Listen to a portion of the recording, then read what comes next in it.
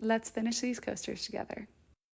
Always start by steaming and blocking your projects and pinning them out. I'll make a more in-depth video on how I do this, but this is the same as I did for my bag charms. Then I photocopy the design and trace 2 copies of it and cut out both copies, one for the front and one for the back, and label which way's up.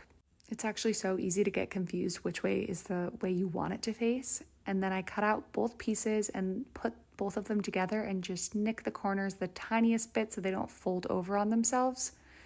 I check everything, do a little gut check, make sure it lines up how I like, and then I fold in my 4 corners to get nice crisp edges before putting in the mat board or cardstock. I put my firm backing piece down and clip it into place, and then I sew all 4 corners together, working from opposite corner to opposite corner. You'll repeat this process sewing opposite side to opposite side and get everything nice and tight, and then you'll repeat on the back side.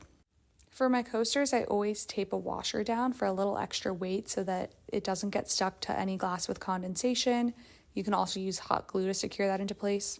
Then you'll stitch the sides and corners of the back together until you get 2 pieces and clip those together and start sewing front and back piece together, taking care to sew through the inner fabric on the back piece so you don't show any holes.